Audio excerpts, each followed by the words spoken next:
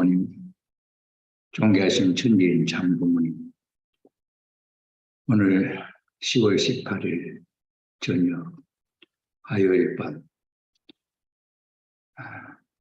제4차 야간 7일 원리 수련회 부흥회를 맞이하여 그 2일째 시간이 되옵니다. 지난 시간에 창조 원리를 중심 삼고 행복의 원리를 살펴보았사옵니다. 오늘은 타락으로 말미암아 잘못되어진 이 불행의 삶을 다시 한번 조명해보는 시간이 되겠습니다. 우리 대한민국은 아시아에 위치한 나라로서 중심 섭리 이스라엘 유대민족 그리고 기독교가 발전했던 유럽으로부터 그 문화가 돌고 돌아 미국을 거쳐 일본을 거쳐서 한국에 도래하여 이 한국 땅이 섭리의 중심 국가로서 세워지기까지 선조들의 수고로운 희생과 또 수고로운 고난의 노정들이 있었던 것을 알고 있습니다. 이 나라 인민족의 해방을 위해서도 희생의 제물이 되었고 고난의 핍박과 그러한 어려움을 극복하고 참 부모님을 모실 수 있는 중심 국가로 세워지기까지 하늘 부모님의 사랑과 그 보살핌이 반만년 역사를 통해서 연결되어져 왔다고 하는 사실을 기억하지 않을 수가 없습니다. 오늘 그 역사적인 흐름에 아버님 섭리의 경륜을 저희들이 혜택을 입어서 참 부모님께서 복귀 섭리의 시대적 아버님 혜택을 가지고 예수님께서 이 땅에 오셔서 33년을 사시며 신랑의 소원을 이루려고 몸부림치다가 뜻을 못 이루시고 돌아가시며 다시 오마 약속하셨던 그 약속의 은연 2000년 실제 동시성 시대를 거침으로 말미암아 오늘 이 한반도 이 한국 땅에 참 부모님 모실 수 있는 축복의 역사가 손길이 이 민족을 감싸고 보호하고 있었다고 하는 사실을 생각하면 그 감사한 사랑과 그 아버님 은사에 아버님 저희들도 이렇게 불리움받아 하늘 가정으로서 자녀로 참부모님으로 말미암아 중생 부활의 은사를 입게 된 지난 날들을 하늘 앞에 감사히 안할 수가 없습니다. 특별한 섭리의 참 어머님께서 2027 신통일 한국을 이루시어 천국의 실체화를 이 땅에 매듭 지으시겠다고 작정하시고 아버님 심혈을 기울여 정성과 정성을 드리고 계십니다. 이러한 섭리에 불리움받은 저희들이 어머님을 도와서 신종적 메시아로서 내 종족을 책임을 지고 내 지역을 책임을 지고 천일국을 현실화시키는 데 동참하는 귀한 은사와 축복에 저희들을 불러 세워주셔서옵니다.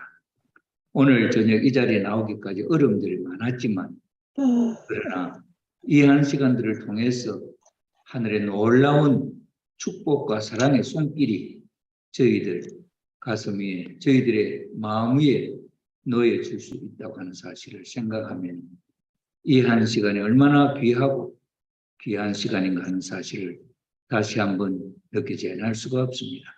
특별히 이번 4차 원리 부흥이 원리 말씀을 전하고 접하는 이 한 시간은 또 축복과 사랑의 은사가 병행하고 있는 순간이라고 하는 사실을 우리 사랑하는 형제 자매들이 깨닫게 하여 주시옵고 오늘 이 한 시간 대면으로 이 성전에서 함께하는 형제들과 또 비대면으로 줌 영상을 통해서 이 한 시간 함께하는 형제 자매들 그 마음을 아버지께서 감찰하여 주시고 또 특별히 이번 아버님 원리 부흥에 있어서는 이 지상에 있는 아버지, 저희들 사랑하는 형제 자매들과 생활 환경 가운데서 영적으로 관계 맺어 나와 함께하고 있는, 우리와 함께하고 있는 영들, 아직도 저 나라의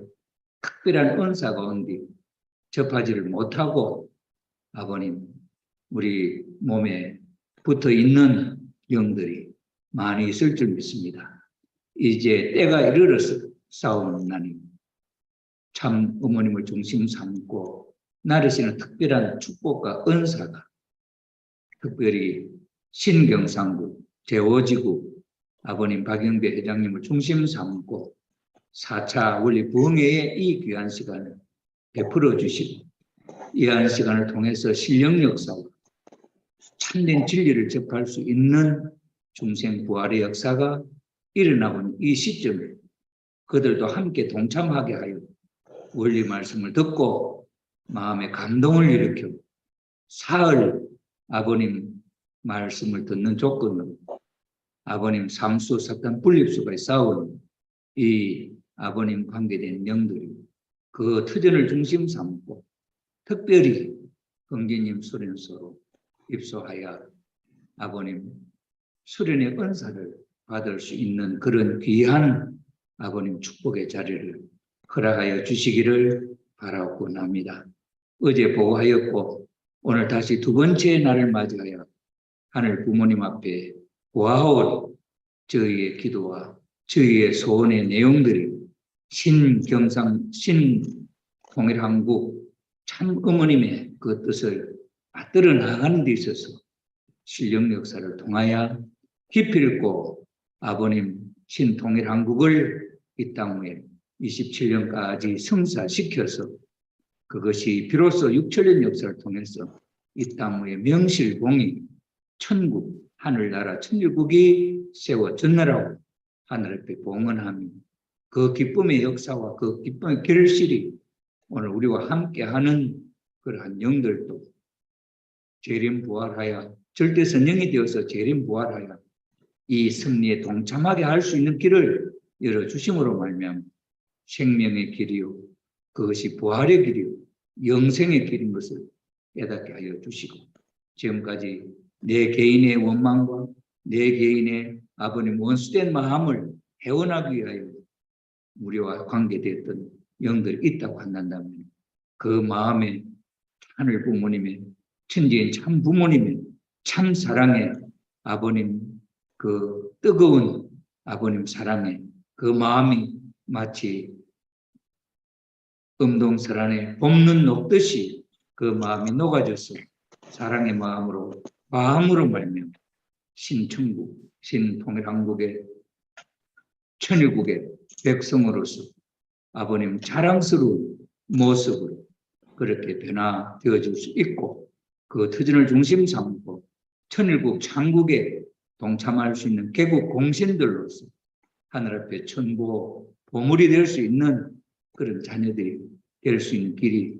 인연이 저희들 앞에 있고 이번 이 특별 야간 원리 수련회를 부흥회를 통해서 연결됨으로 말미암아 그러한 축복의 길이 열매 맺어질 수 있도록 함께해 주시고 더 많은 인연을 이 한 자리에 초청하여 영적으로는 많은 이 부산 동네 저희들이 살고 있는 이 지역을 중심 삼고 그러한 영들이 원리 말씀을 경청하는 신령한 그리고 진리의 말씀이 이 자리에 넘치는 우리의 마음을 새롭게 뜨겁게 변화시킬 수 있는 신령 역사에 이 한 시간이 되게 하여 주시고 아버님 마치 굳어있는 이 부산 도성이 신령 역사를 통해서 다시 새롭게 부활되고 어머니 말씀을 앞장서서 마치 다윗과 같이 아무도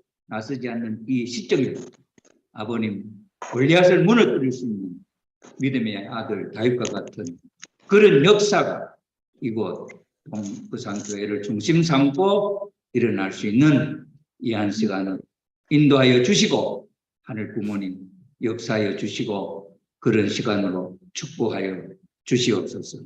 이제 시작하는 둘째 날은 전체를 하늘 부모님께서 맡아 주관하여 주시고 역사하여 주시기를 다시 한번 권하올 때 축복 중심가정 조영식 이름으로 간절히 보고드리며 아뢰옵사옵나이다. 아주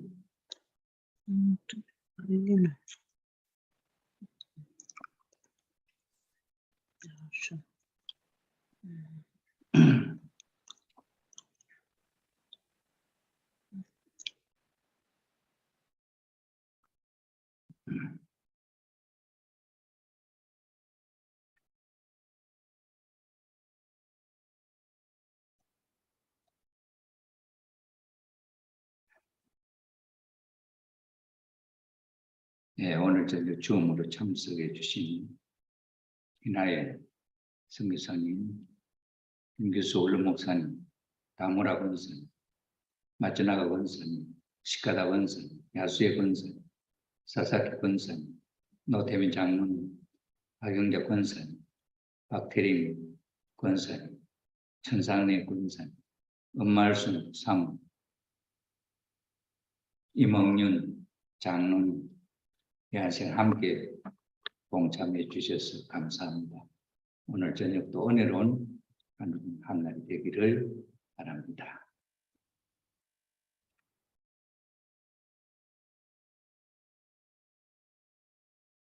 오늘 저녁에 참부모 메시아와 재청산, 이 타이틀은 대교구 본부 주말 원리 수련회에 저에게 주어진 하나의 강의 제목입니다. 이 내용을 중심 삼고 오늘 저녁 파랑론을 통하여 불교 가르침 찾아보기라고 하는 제목으로 한번 공부를 해보려고 합니다. 우리 원리 강론 타락론에 보면은 이렇게 소개가 되어 있습니다. 인간의 타락에 대하여 인간은 누구나 악을 물리치고 선을 따르려고 하는 본심의 지향성을 가지고 있습니다. 그러나 모든 인간은 자기도 모르게 어떠한 악의 세력에 물려 본심이 원하는 선을 버리고 원치 않는 악을 행하게 됩니다. 이러한 악의 세력 가운데서 인류의 죄악사는 연면이 계속되고 있습니다. 기독교에서는 이 악의 세력의 주체를 사탄이라고 합니다. 인간이 이 사탄의 세력을 청산하지 못하는 것은 사탄이 무엇이며 또 그것이 어떻게 해서 사탄이 되었는가 하는 그 정체를 알지 못하고 있기 때문이다. 그러므로 인간이 이 악을 발본색원함으로써 인류 죄악사를 청산하고 선의 역사를 이루기 위하여는 먼저 사탄이 사탄된 동기와 경로 그 결과를 밝히 알지 않으면 아니 됩니다. 이러한 문제를 해명하기 위하여 우리는 타락론을 알아야 합니다. 이렇게 원리에서는 이 타락론이 왜 필요한가 하는 데 대하여 자세하게 소개를 하고 있습니다. 이러한 내용은 참 생각하기가 쉽지 않습니다.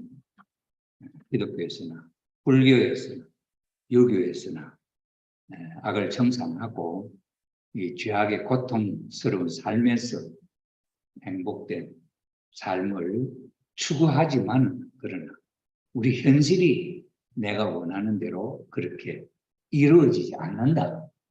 그것이 왜 그러냐? 우리가 확신을 알지 못하지만은 우리의 마음을 악으로 이끌어가고 있는 그런 주체 세력이 있다. 그걸 이제 밝힌 거죠.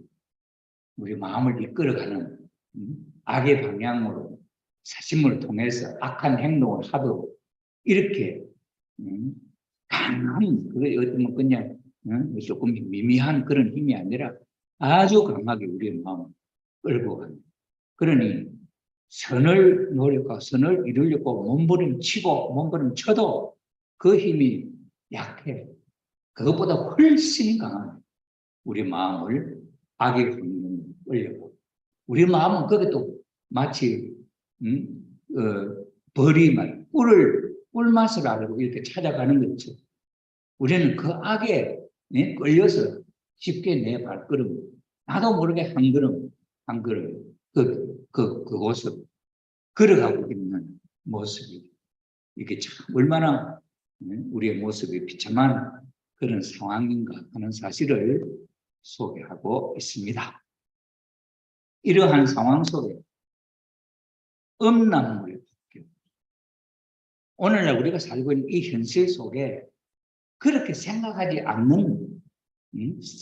않습니다. 일반적으로 음란물이 우리 주위에 이렇게 넘친다 이렇게 느끼면 사는 사람이 별로 없어요. 그냥 이리저리 눈치를 보면서 즐기면서 그것이 나에게 불행을 가져다 주는 원인이고, 거기에 빨려 들어가면은 마치 벌이 꿀맛에 젖어가지고 그거에 발이 거기 속에 빠지고, 발이 빠지면 아무리 날아가고 싶어도 날아가지를 못해.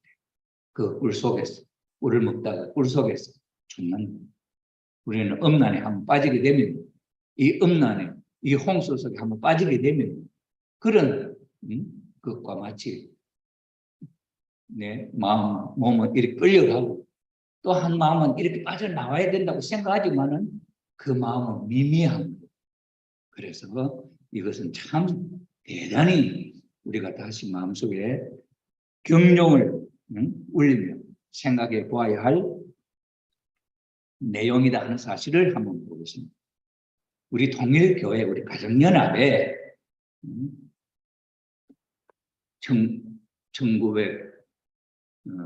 2017년부터 2019년 이 사이에 4,000명의 성화학생들을 중심 삼고 설문조사를 했다 이거예요.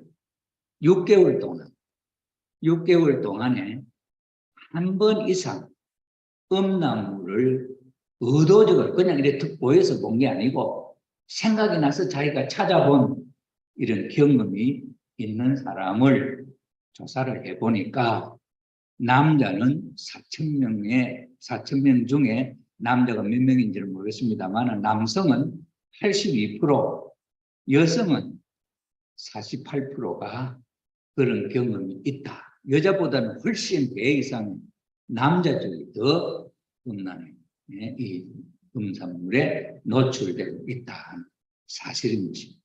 그런데 우리가 이 수치로 이러한 상황이다 하는 것을 이렇게 소개하는 것은 그냥 뭐 그런가 보다 이렇게 생각합니다.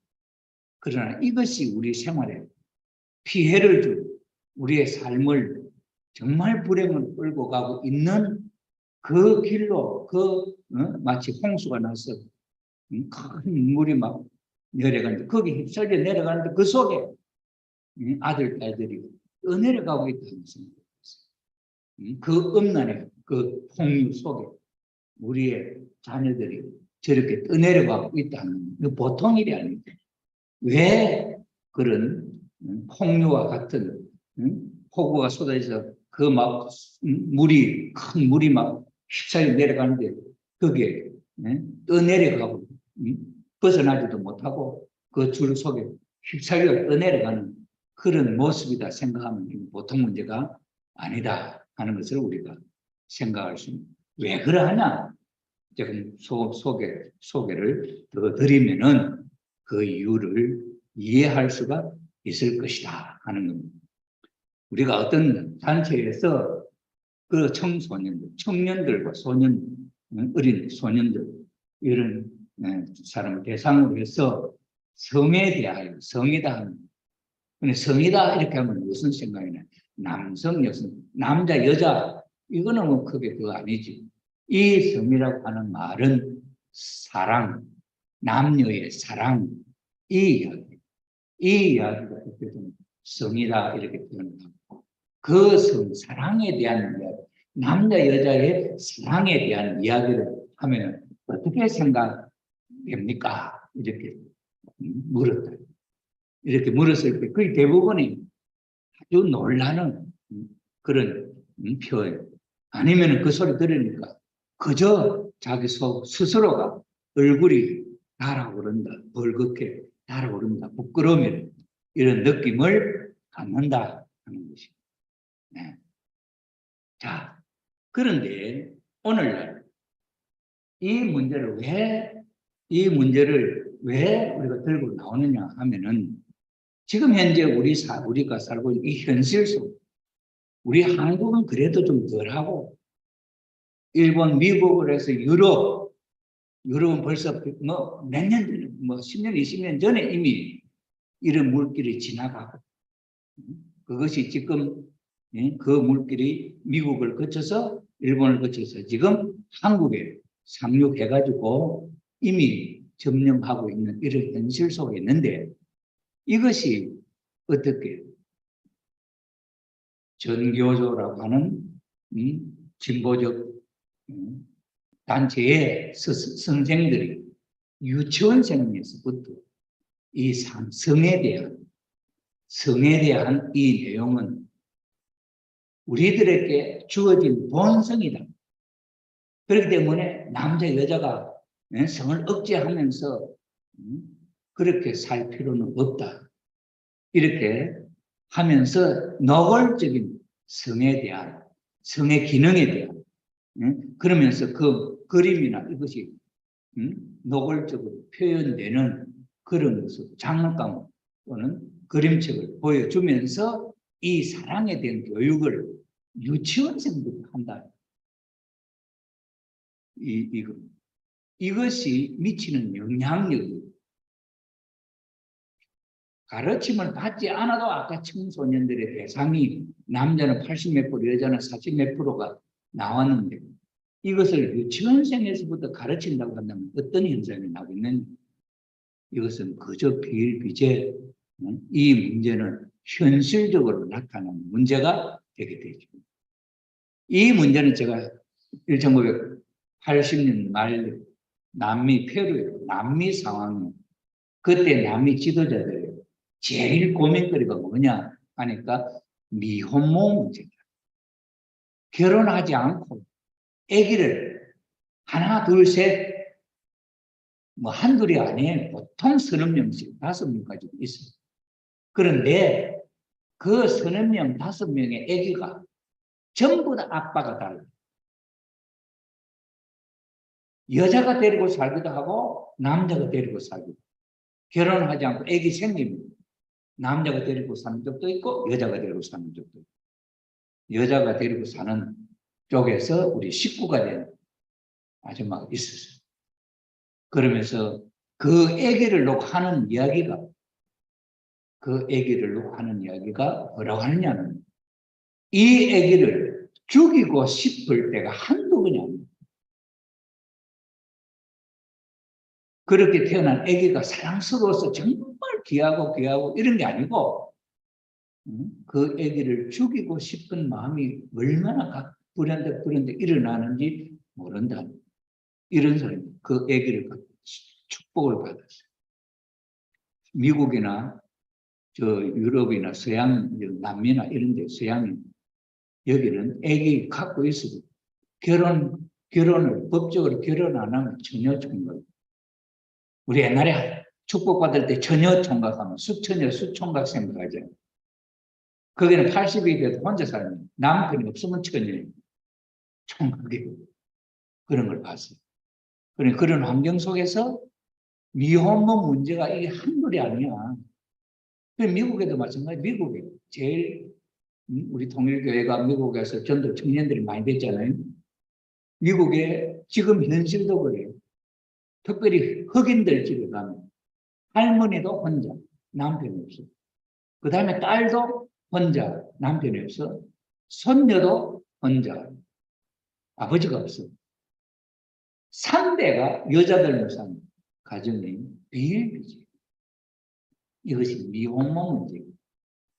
이런 문제가 성애라고 하는 이것을 어떻게 생각하고 어떻게 사느냐에 따라 달라져요. 지금 아프리카 같은 데가 어딥니까? 저 가난한 나라예요. 13살 전후로 전부 다 시집가고, 남자들은 가난하니까, 그 어디 탈레반인가, 그 사람들에게 팔려가고, 팔려가고 그 돈은 집에 부모들은 살고, 팔려가면 거기서는 가족과 관계없이 죽든지 살든지 그거 있고. 그렇게 하려니까, 가정을 꾸려나가고 하려니까 13도 되지 않는 어린 소녀들이 결혼을 아기를 낳고 그래 산다는 거예요. 그런데 지금 뭡니까? 세네갈이라든지 지난번에 왔던 그 수상들, 그 다음에 총리들 이런 사람 왔잖아요. 그 사람들 나라의 고민입니다. 어떻게 하면 어린이, 소녀, 여자들에게 희망을 줄 것인가, 소망을 줄 것인가, 목적이에요. 꿈이 없다면 꿈이 없어. 이것이 제일 지도자로서 고민거리. 우리 한국에, 우리 UPF에 관계해서 찾아온 이유가 희망은 여기에 있다. 그래서 어떻게 하면 이것을 받아들여서 그 나라를 좋은 나라로 만들 것인가 하는 것이 총리의 생각이었고 그때 지도자들의 생각이었다 하는 거죠. 그러니 이 문제가 보통 문제가 아니다. 전 세계적으로 아프리카 그렇죠, 유럽이 그렇죠, 남미 대륙, 남미 북미 대륙이 그렇죠. 지금 현재 일본도 뭐 마찬가지고 지금 현재 한국이 이 물길에 왔잖아요. 청소년들은 결혼하지 않으려죠. 결혼하지 않으면서도 애기 가고 싶어 그런 애들도 있잖아요. 결혼을 하기 싫은데 애기는 가고 싶어. 애기는 없으면 그런 강아지라도 키우고 이런 상황 속에 있잖아요. 이게 정상적인 삶이 아니거든요. 옛날에 히피 뭐 이러면서 프리섹스 한창일 때 그때 미국의 젊은이들 그 프리섹스에 빠져갖고 살아보니까 처음에는 그 뭐 달콤하게 빠져갔는데 이게 1, 2년 지나니까 이게 그것 갖고도 만족하지 못해요. 그러면서 어디로 가면 마약을 먹고 이렇게 막 폐인이 되잖아요. 그럴 때 청년들 우리 통일 원리를 듣고 절대성을 배웁니다. 그것이 매력이 있어서 그 사람들이 그걸 청산하고 우리 교회에 들어와서 전도가 됐던 옛날의 역사들이 있잖아요. 이런 문제를 놓고 볼 때 이 문제를 놓고 참부모 메시아가 죄를 어떻게 청산을 하느냐 하는 문제가 대단히 희망적이지 않습니까? 이런 이야기를 할 때 이런 면에 고민했던 지도자들은 이 이상의 희망이 복음이 없다. 남미나 유럽이나 지도자들이 우리 UPF의 평화대사 운동이라든지 이 참가적 운동의 매력을 느끼는 이유가 여기에 있다 하는 것을 우리가 알 수 있습니다. 자, 그런데 아버님의 말씀이 이렇게 나왔죠. 사랑하는 방법은 배워서 하는 게 아니다. 배울 필요가 없다는 거지. 스스로 안다는 거지. 그런데 마귀의 악마, 사탄들 이것을 벌써 유치원에서부터 이걸 자극을 주기 시작해요. 초등학교만 가면 어떻게 되겠습니까? 자연스럽게 성에 물들게 성생활 물들게 남자 여자가 친구만 사귀면 하룻밤이라 1시간 생각만 하면 어디서든 간에 즐기고 그건 즐긴다고 하니까 거기서 아기가 생기면 어떡합니까? 어렸을 때 잘 모르잖아요. 그러니까 유치원에서 피임 방법을 가르쳐주고 그래 피임 방법 그거 가르쳐준다 그거 씁니까? 조금 지나고 그거 안 써요. 이런 상황이 되면 얼마나 이 세상이 참 위험한 세상인 걸 우리가 알게 되죠. 인간이 사랑의 무대를 찾아가는 데에는 교육이 필요 없다. 만물의 영장으로서 부부 사랑을 하지 못하는 사람은 없다. 그렇기 때문에 교육이 필요 없다. 남자 여자가 사랑을 따라 완성하는 데 교육이 필요하다면 하나님은 전지전능하시면 하나님은 아니다. 동물들도 그렇잖아요. 암소, 항소가 새끼를 가질 때 되면 발정이 나면 누가 뭐 사람들이 가르쳐줘서 큰 엄마 속 가르쳐 줘서 배웁니까? 안 배워도 스스로 찾아가서 다 한다. 또 그런 모습을 보고 인간들이 잘하죠. 하나님이 왜 동물들을 그렇게 하는 모습을 보여주고 보여지게 그렇게 만들었겠냐. 그것을 보면서 간접적으로 저렇게 하고 사는구나 하는 걸 느끼게 돼요. 그러니 그것이 성숙될 때까지는 참아야 합니다. 이런 이제 교육이 필요하지. 자, 그래서 여러분은 가정에서 사랑하는 법을 배웠습니까? 어떤 아버지가 자녀에게 아버지한테 사랑하는 법을 배우라고 합니까? 어머니도 자녀에게 어머니한테 사랑하는 법을 배우라고 합니까? 또 부모가 자식을 사랑하는 법을 누구한테 배웁니까? 누구로부터 신랑 신부는 이렇게 사랑해야 한다고 배웁니까? 신랑 신부가 시집가고 장가갈 때 그거 가르쳐 주냐? 그거 안 가르쳐 줘도 잘한다. 그러니 그것은 왜 참이기 때문에 그건 안 가르쳐도 알도록 하나님이 창조를 했다. 그렇지 않으면 하나님이 전지전능하신 하나님이 아니다. 부모가 자식을 사랑하는 데 있어서 누구에게 가르침을 받아서 하느냐? 부모가 자식을 사랑하는 거 누구 가르쳐 주냐? 시골에 못 배운 무식한 아무 학교도 안 다닌 엄마도 자식 사랑할 거예요. 대학 나오고 유학 박사가 돼서 자식을 사랑하는 차이가 하나도 없습니다. 배우고 하는 게 지식이 있어서 하는 게 아니고 본능적으로 이것은 할 수 있도록 하나님이 창조하셨다는 거예요. 오히려 더 순수하고 더 어리석은 촌부가 자식을 사랑하는지 더 숭고하고 더 완전하다. 아버님은 그렇게 말씀을 하신 거예요. 그래, 완전한 것은 손댈 필요도 없고 배울 필요도 없다. 하나님이 만드신 이 사랑의 원리는 완벽하다. 그러니 배울 필요도 없고 가르칠 필요도 없다. 이렇게 이야기하지 않습니까? 가감이 필요하지 않는 것이 완전한 것이기 때문에 완전한 것은 변치 않는 것이요. 변치 않는 것은 영원히 갑니다. 사랑이라는 것은 말로는 이해가 안 됩니다. 자, 이런 아버님의 말씀이 있는데, 그러면은 어떤 사람은 그래요. 참사랑을 가르친다고 자기 자녀가 딸이 그것도 내가 뭐 양녀로 자기 친딸을 양녀로 데려와서 빌렸는데 아빠가 엄마가 집에서 발가벗고 산다는데 어린 딸이 벌써 사춘기는 고등학생이 됐는데 그런 딸을 두고 발가벗고 살고 그러면서 아버지 어머니가 사랑하는 모습을 딸이 보도록 그렇게 한다는 이게 아버님의 말씀을 놓고 보면 그게 잘하는 짓이겠네요. 은밀한 사랑, 남편, 아니 부부의 사랑은 아무도 크게 개입하지 않는 둘만의 완전한 사랑, 그렇게 한다고 아버님 사랑을 가르치죠. 그런데 세상은 그렇지 않아요. 어떤 놈은 부부가 사랑하는데 조금 군태기면 오히려 아르바이트를 젊은 놈.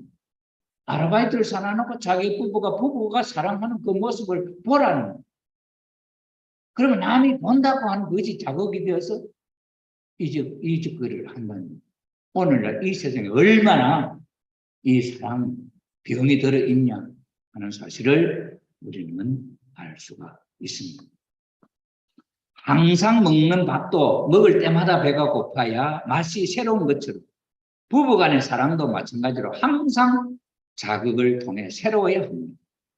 부인과 남편이 서로 보면 볼수록 더욱 보고 싶고 온종일 함께 있고 싶어 해야 됩니다. 그러기 위해 자기에 대한 연구를 해야 하고 하나님에 대한 연구를 해야 됩니다. 부부간에 항상 같이 있어요. 아버님 말씀 돌아갈 때까지 죽을 때까지. 그런데 요즘 조금 나이 많은 사람들이 각방 따로 각방 선다. 그건 하나님이 원하는 참부모님의 가르침은 맞지 않다 하는 것을 우리가 알 수 있죠.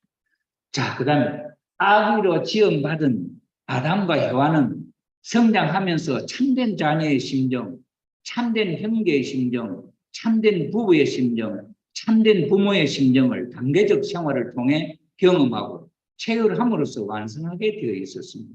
하나님의 참사랑을 전체적으로 체득할 때 비로소 창조 목적을 완성한 이상적인 인간이 되는 것입니다. 그 하나님이 왜 천사처럼 완벽하게 이렇게 화생으로 만들었으면 얼마나 좋을까? 천사는 어린 애기 천사로부터 자라가고 천사, 어른 천사가 되는 게 아니에요. 생리할 때부터 그렇게 되어 있어요. 그런데 인간은 계속해서 10달 지상에 태어나서 네 하면서부터 시간이 지나면서 이렇게 자라도록 그러면서 그 자라는 과정에 뭘 경험하도록 하냐. 어렸을 때 부모의 사랑을 받자. 그다음 부모의 사랑을 받으면 그다음 형제가 생기는 서로 형제간에 사랑하는 거 배우죠. 그래가지고 크다가 이제 청년이 되면 부부의 사랑 그게 많은 원리에 의해서 이성을 그리워하는 마음이 작동이 되는 거예요. 프로그램이. 그래서 그 프로그램 작동하면은 자꾸 상대 이성이 신비롭게 보이게 돼요. 이래서 두 사람이 남남이 남자 여자 남남인데도 서로 만나서 사랑하면서 한 몸이 될 수 있는 그런 사랑의 원리가 있어. 그렇게 되면서 부부의 사랑을 느끼지. 부부의 사랑이 제일 뜨겁고 강한 사람입니다. 부모의 사랑이 더 뜨겁고 강하겠냐? 부부의 사랑이 뜨겁고 강하겠냐? 형제의 사랑이 뜨겁고 강하겠냐? 부부의 사랑이 특별한 사랑. 여기는 생명이 창조되는 사랑.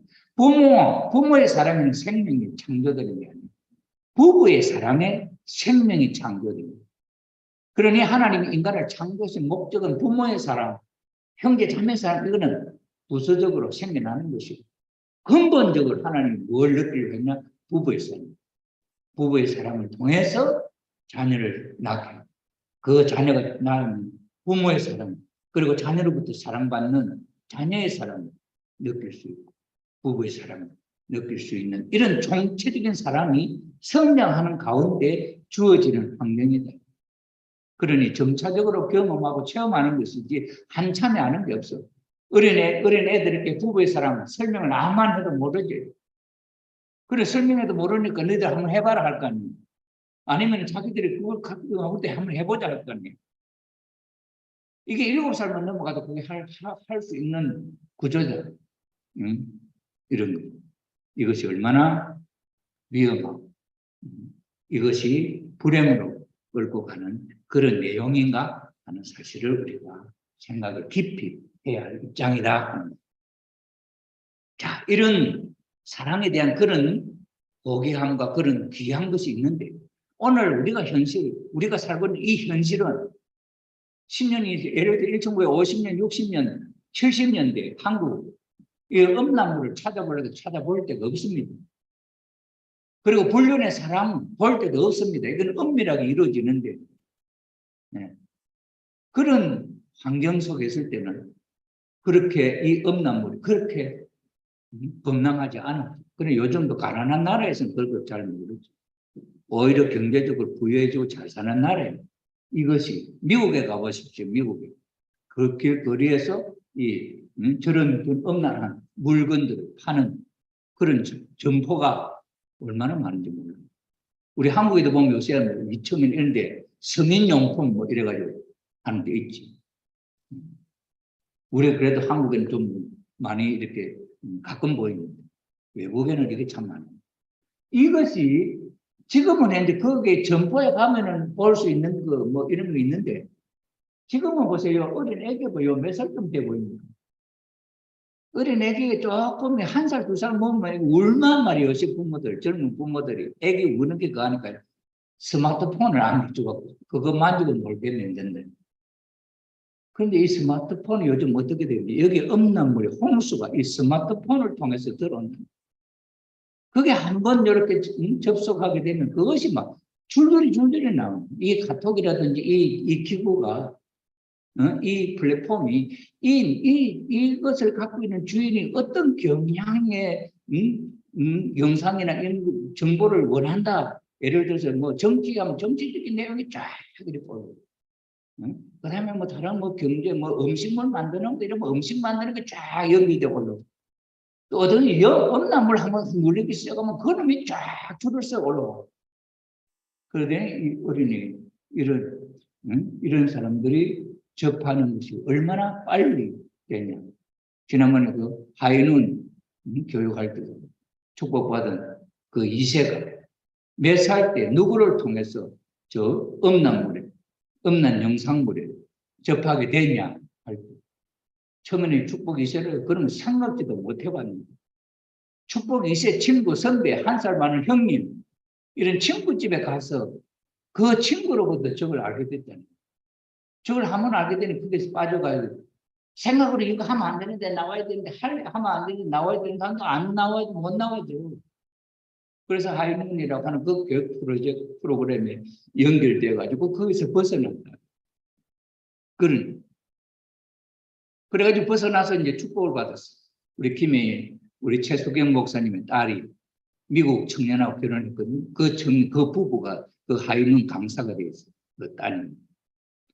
그래 결혼을 했는데 이 사위된 이 사람이 또 어느 날 한 그걸 접촉을 했는데 그래 놓는 게 자기 마음에는 이제 가책이 되잖아요. 하이눈이라면 정어정착 마음에 그늘이 없어야 돼요. 그래 그걸 한번 접속했는데 그걸 섹스한테 보고를 하는 내가 한번 그 접속했다. 그래서 마음에 그늘이 없다. 거기서 보고함으로 다시는 거기에 손을 대지 않으려고 하는 그런 노력을 하는 그런 소리. 한번 빠져들어가면 스스로 헤어져 나오기 힘드는 것이 이 음란물이다 하는 것을 우리가 알죠. 그러니 쏟아지는 성문화 이거는 음란물의 폭격이다. 이렇게 볼 수가 있다 이 말이에요. 자, 그래서 그런 입장인데 요즘은 유치원에서부터 그걸 가르치고 있고, 그 다음에 뭐 실물을 보여주면서 그것도 하고 있으니 유치원생들은 그래도 잘 모를 거예요. 초등학교 가면 달라져. 요즘 유치원에다가 옛날에는 남학생 반, 여학생 반 이렇게 나눈 요새는 유치원에 가서부터 짝지를 줘. 남자, 여자 짝지. 남자, 여자 짝지 없으면 그 다음에 나는 짝지도 없다고 유치원 안 가려고 그래. 초등학교 때가 뭐든 초등학교 때도 마찬가지예요. 남자, 여자 한테 딱 안 섭니다. 이러면서 성에 대한 교육을 한번 가르친다고. 그러면서 뭐라 하면 이 성은 이거는 속박되는 것이 아니고 이거는 자기가 생각날 때는 자기가 하고 싶은 대로 하는 즐기는 거죠. 이건 재미있다. 아빠 엄마가 이렇게 하는데 이거 재미있다. 이렇게. 그럼 애들 그런 거 보고 배우면서 어떻게 생각해요? 선생이 없을 때는 진짜 옆에 하는 여학생하고 실제로 그런 행위를 한다는 거예요. 이것이 미국에 노출되었던 매스컴에 노출되었던 사건. 이런 상황이다 하는 사실을 우리가 생각해 볼 필요가 있다. 미국에서 이런 실험을 한번 해본 게 있어요. 우리 원리에는 소생기, 장성기, 완성기는 성장 기간에 이 성장 기간에는 인간 책임 분담이 있어요. 인간 책임 분담이 있는데 이 인간 책임 분담은 뭐냐? 절대성, 자주간, 완성. 절대성은 그럼 뭐냐? 절대성은 absolute sex. 영어로는 그렇게 절대죠. 그런데 절대성이라 하는 건 남자는 남자, 여자는 여자의 절대성. 남자가 여자되고 여자가 남자 되는 게 아니죠. 남자는 남자로서 절대, 여자는 여자로서 절대죠.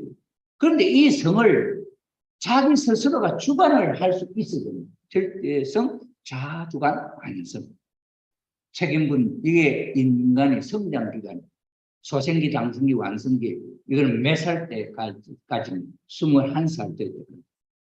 왜 21살이 필요하냐? 이것은 아빠, 엄마가 되기 위한 신체가 성장, 발육하는 기간. 그래서 21살, 21세 넘어가면은 충분히 아빠, 엄마가 될 수 있는 육체적인 조건이 다 성숙되었다. 그럴 때에 사랑할 수 있도록 하나님이 법을 창조 원리를 그렇게 만든. 그러니 이 기간에는 까먹지 마라. 절대성, 자주간, 완성. 너 스스로가 너 성을 지켜라. 그런데 초등학교 유치원에서부터 절대성 자아주관 나뉘잖아요. 이거는 네 마음대로 하고 싶을 때 할 수 있는 거야. 이렇게 교육시키는 거예요. 그럼 절대성 자아주관은 완전히 무시하는 거죠. 이렇게 해서 절대성 자아주관이 21세까지 되어지면 그때는 자기가 자기를 주관할 수 있기 때문에 그런 나쁜 일은 없지. 그래서 그때 하나님의 축복 하에 하나님의 축복을 받아서 가정을 이루게 됩니다. 그러면 그 가정을 이룰 때, 그렇게 되었을 때, 절대성 자아주관 할 수 있을 때 하나님이 그 속에 들어오셔서 직접 두 남녀가 결혼하는 그 순간에 하나님도 동참합니다. 이 두 부부가 결혼할 때 그 결혼식 첫날 밤에 그 행사에 하나님도 함께 동참합니다. 모든 젊은 남녀가 성장해서 결혼을 할 때 하나님은 그 자리에 함께 하십니다. 그 하나님은 이 창조가 무엇 때문에 했겠어요? 할아버지 같이 그냥 너희들 참 잘한다 이거 보고 즐기려고 하나님이 그 사랑하는 내용을 객관적으로 놓고 보고 즐길 거가 아니에요. 하나님이 직접 그 사랑에 관여합니다. 그래 하나님은 사랑의 중심이에요. 이것이 창조를, 그래서 사랑의 이 주관은 하나님만이 할 수 있는 하나님. 그리고 인간으로서는 이게 절제하기가 힘들죠.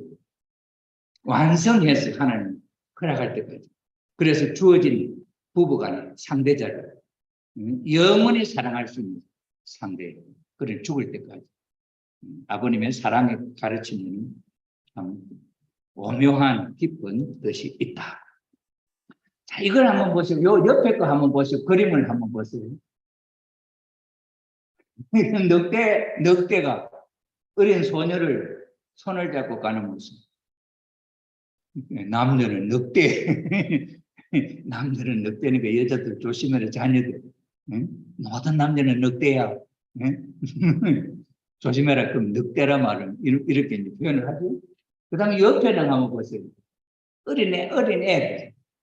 아주 아마 앞에 맛있는 뭐, 지금 우리가 볼 때는 지금 실감 안 나는데, 어린애들이 뭐 달콤한 사탕이나 뭐, 그 다음에 아이스크림 좋아하잖아요. 달콤한 거. 그 달콤한 것 갖고 실험을 했다.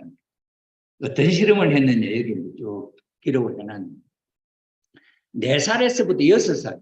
그러니까 7세까지가 소생계를 한다면, 그 어렸을 때, 4살부터 6살까지, 이 애들을 몇 명에 600명을 선정을 했습니다. 모아놓고 아이스크림을 보여줘. 전부 다 아이스크림을 다 먹어봤기 때문에 야 이거 줄 것이다 하면 얼마나 먹고 싶겠어요. 자 이걸 먹을 수 있다 준다. 그런데 지금 먹고 싶은 사람은 한 개, 20분 있다가 조금 있다가 먹을 사람은 2개 이래 주겠다. 이런 거예요. 그러면은 어떤 애는 막 먹고 싶어가지고 조금 있다가만 막 안 데려놔서 막 우는 거예요. 이런 애들 그냥 줘. 먼저 하나씩 주는 거예요. 그 다음에는 좀 먹고 싶지만은, 여기 그림이 먹고 싶지만은, 갖고 막 억지로 참잖아요. 저렇게라도 해서 참았어. 20분 뒤에 자기가 하고 싶은 것을 억지로 참아서 조금 절제해가지고 20분 뒤에 2개 받아 먹는 사람. 이 2개 받아 먹는 사람하고 하나 받아 먹는 애기하고 이게 어떤 차이가 있을까? 그래서 10년 뒤인가, 이 10년 뒤인가 해서 그 어떻게 됐나 하고 상황을 조사를 합니다.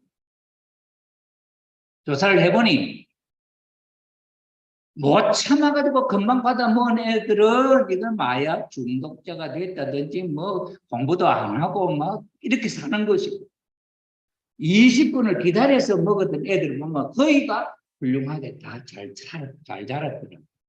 이거.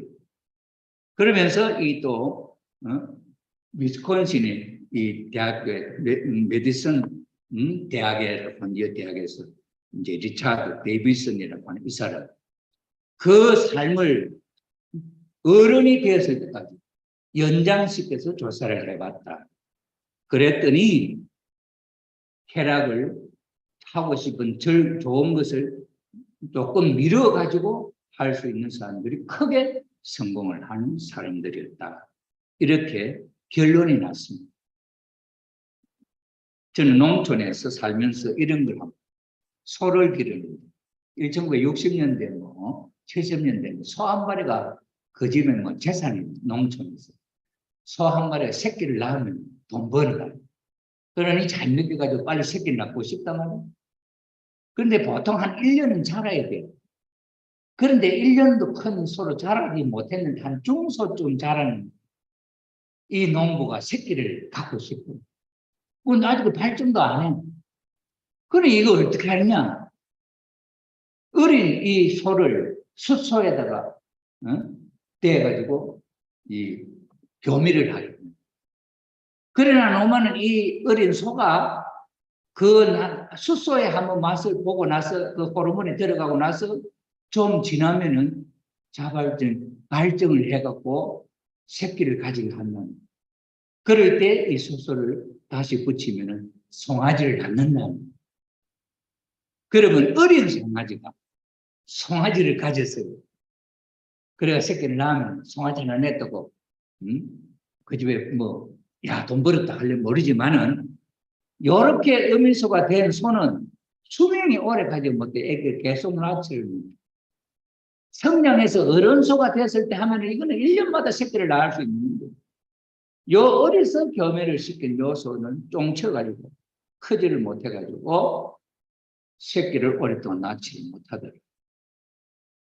이건 뭘 시사하느냐? 아프리카에 13살짜리가 13살짜리가 아기를 갖는다고 한다면 그 여자아이가 어떻게 되겠냐? 수명이 100살까지 살 수 있겠냐? 평균 수명이 30, 40, 50도 못 살아요. 이렇게 이 사랑이라고 하는 것이 그렇게 삶에 영향을 미치는 것을 이 세상이 아느냐? 그 종교적 그 사람들이 자기 자식이 그런 삶을 산다면 어떻게 되는 걸 보고 그런 것을 보고도 그렇게 시키겠냐? 자기들이 새끼 안 낳고 하니까 어떻게 되는지 모르지. 자기들이 그렇게 젊었을 때 저기다가 늙었으면 후회하면서 성전환하고 이것도 막 그렇잖아요. 자기들 어릴 뭣도 모르고 했다가 전부 다 100%가 후회한다는 거예요. 이 사랑의 원칙을 하나님이 그것이 좋은 거지만은 그것을 원리를 지켜서 절대성, 자아주관, 완성으로 그렇게 하지 못하면은 이게 불행이에요. 이것이 자기의 불행의 씨앗입니다. 이렇게 된다고 하는 사실을 이 세상은 모른다. 그러니 우리의 참부모님의 이 참사랑, 원리를, 화랑론에 대한 이 내용은 오늘 불행에 빠져있는 이 인류를 새로운 희망을 주고 새로운 미래의 삶에 희망을 줄 수 있는 가르침은 참부모님 가르침밖에 없잖아요. 그러니 아프리카의 세네갈의 그 총리도 자기 나라의 13살짜리 젊다 어린 소녀가 엄마가 돼가고 애들을 낳고 있는 그 모습, 그러면서도 미래 희망도 없고 그것이 가난이 대물림하고 있는 이런 상황을 보면서 어떻게 저 젊은 여인들에게 희망을 줄 수 있는 그 희망은 한국의 유폐법밖에 없다. 그래서 청소년 장관들을 데리고 지난번에 한국의 서밋 행사에 참석한 것이다. 자, 오늘은 이제 불교에 대한 이야기를 조금 해보려고 합니다.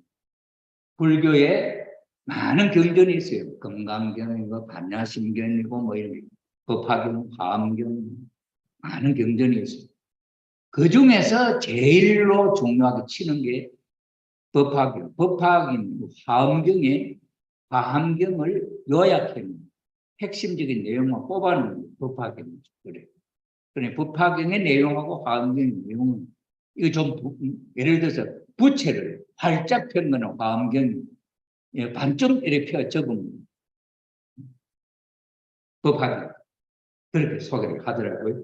저 위에 보면은 동국대 불교학술원 HK 연구 교수 문광 스님 그를 문자 빛광자 스님, 문광 스님이라는 사람이 연구한 법화경에 담긴 소리의 의미.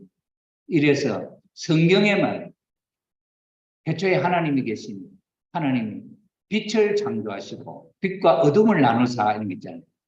거기에 대해서 법화경에도 그런 게 있냐.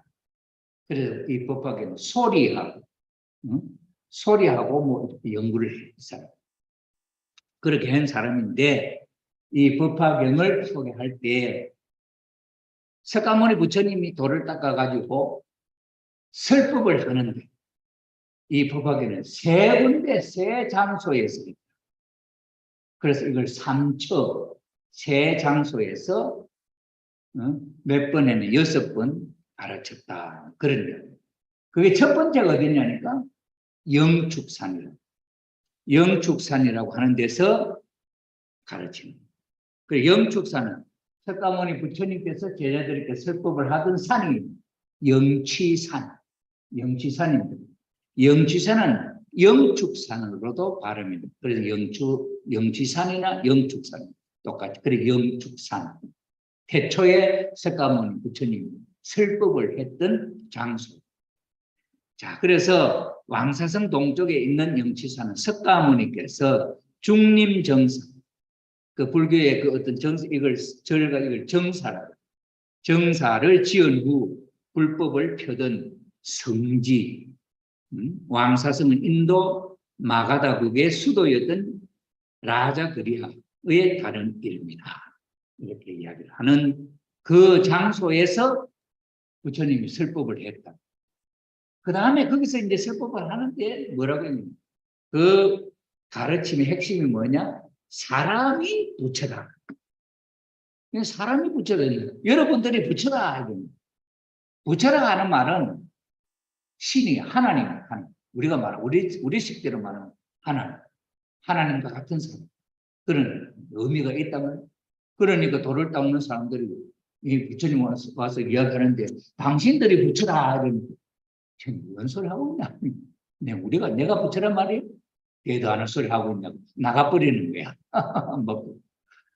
그러니까 이제 이 부처님이 어디 올라가느냐 하니까 공중에 올라갔다. 지상에서는 말을 해도 못 알아듣으니까 공중에 올라가가지고 사람들을 공중으로 이렇게 들어 올리고 설법을 한다. 그래서 설법을 한 그 자리가 공중이다. 흑공설법이다. 네, 공중.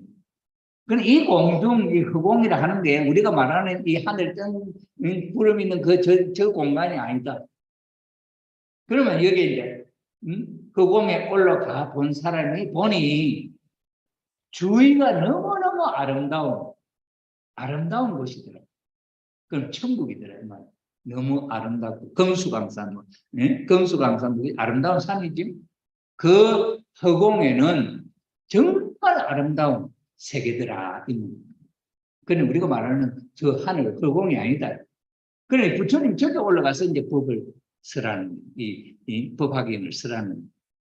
그러니 이 법화경을 설할 때에 어떤 사람이 탁 나타나. 그러면서 무엇이냐 이 탑이 하나 쑥 올라옵니다. 탑이 하나 싹 올라오면서 부처님의 법화경 설법이 진짜다. 증거를 하는. 그래 어디든지 법화경을 설을 하면은 가르치면은 그 자리에 탑이 올라와서 이 말씀은 진짜다 하고 증거할 것이다. 그래서 이 다보탑이 쑥 올라온 거야. 그것이 진공. 그래 하늘에서 법을 설한. 그 다음에 또 다시 그게 지상으로 내려오고 다시 지상. 그래서 처음에 지상에서 그 다음에 하늘에서 다시 지상에. 장소는 세 군데. 이 법화경에서 설법을 하는데 핵심 사상은 사람이 부처다. 이렇게 스님이 법을 설했다 하는 이야기.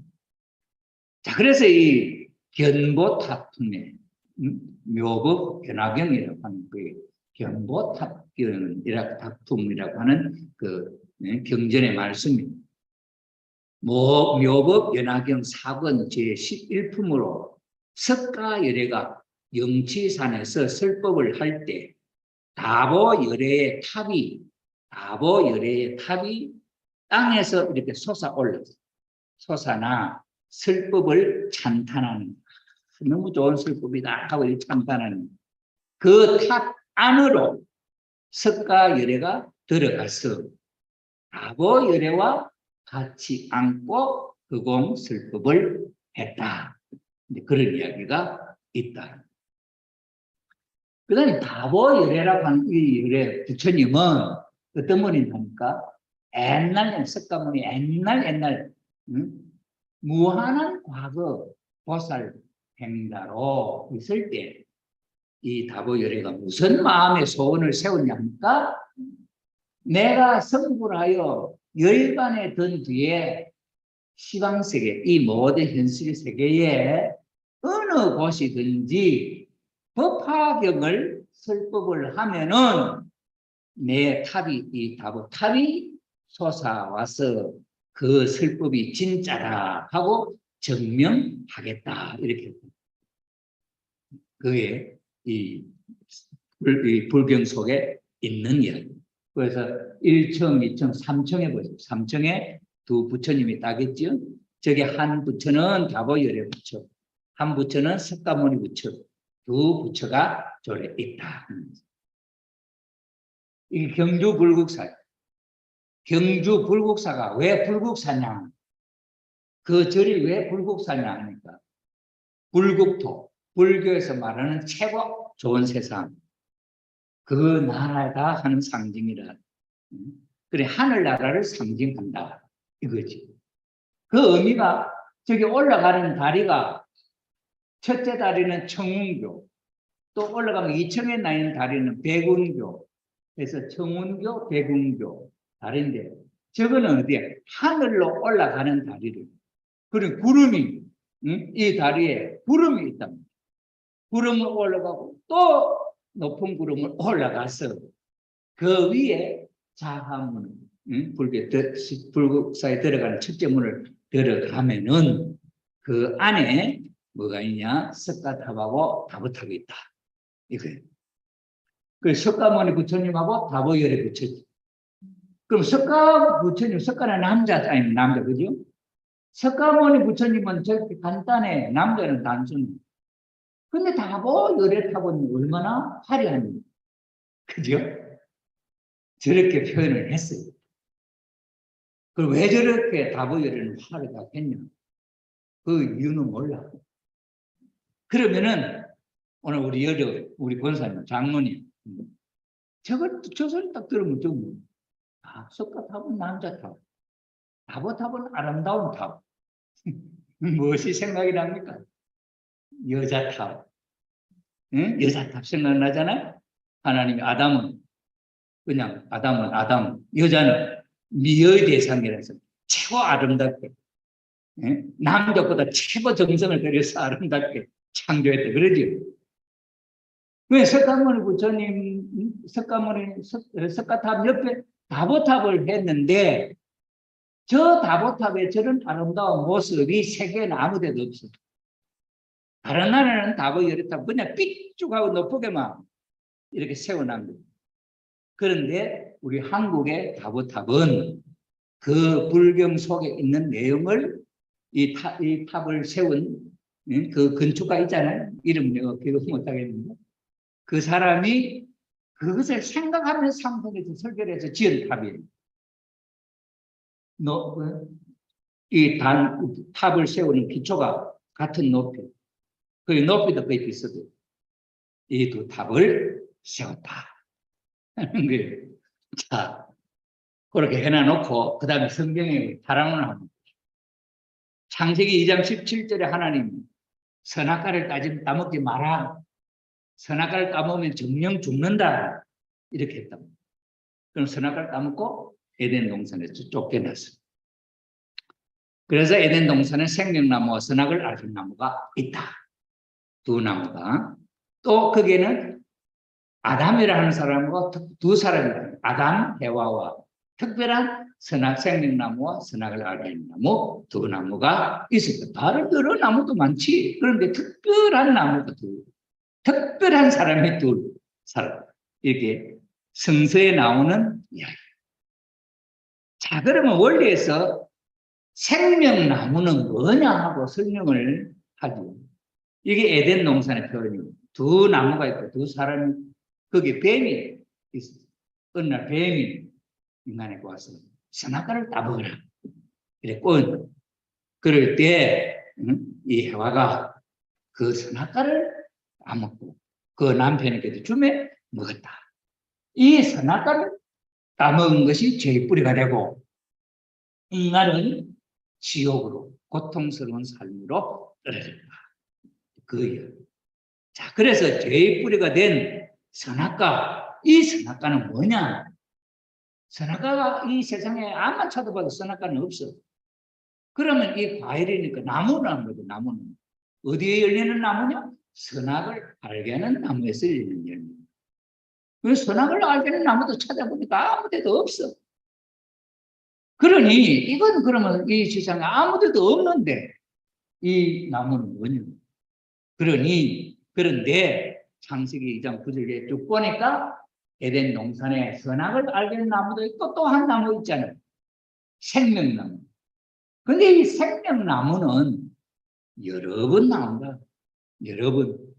그래서 이 인간들이 그 생명나무를 소망을 하고 가려고 하는 그런 소망이 있었다.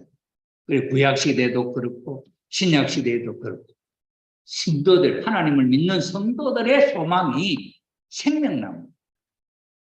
자, 그래서 선악을 알게 이 생명나무가 소망이라고 한다면 이 생명나무, 이것이 문자 그대로 나무일 거냐?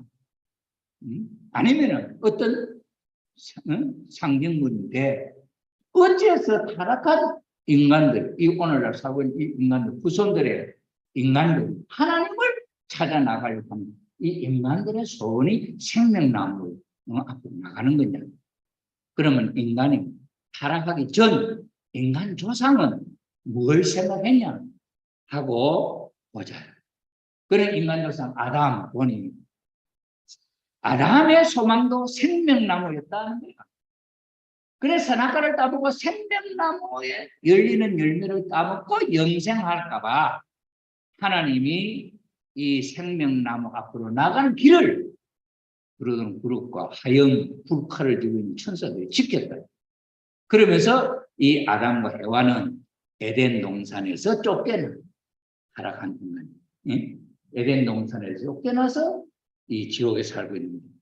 이 지옥에 살고 있는 인간의 후손 중에 하나님을 찾아가려고, 하나님을 믿으려고 하는 성도들의 소망이 생명입니다. 그렇다고 한다면은 아담이 생각했던 그 소망했던 나무가 생명나무라고 하는 그 생명나무가 문자 그대로 진짜 나무겠느냐? 아니다. 요새 우리 어린애들한테 너 커서 뭐 될래? 나무 될래? 하는 아무도 없어. 그러니 이것은 뭔가 상징하는 거야. 그 다음 그럼 지위겠냐? 어떤 대통령? 아니다. 그러면은 이 아담이 소망했던 것이 뭘까? 그것은 바로 자기가 완성. 나는 어떤 사람 되겠다. 나는 뭐 가수 누구 되겠다. 아니면 대통령 되겠다. 저희들 어릴 때는 너 뭐 되려고 하면 대통령이 제일 좋아.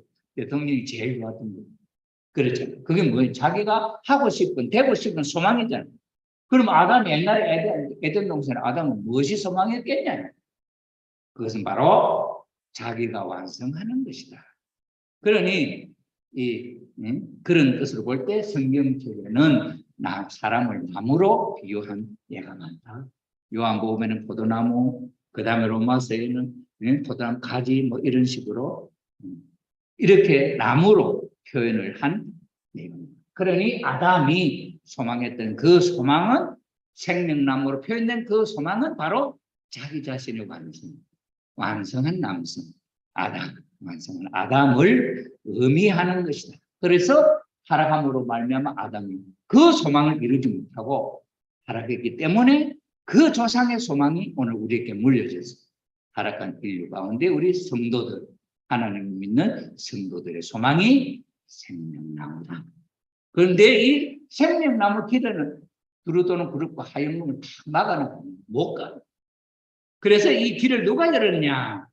예수님이 이 소망의 생명나무로 오셔서 이 앞에 처 있는 이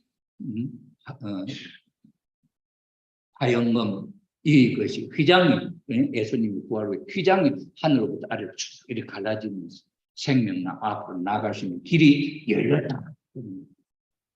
그러니 결국 구약시대에 소망했던 이 생명나무는 예수님입니다.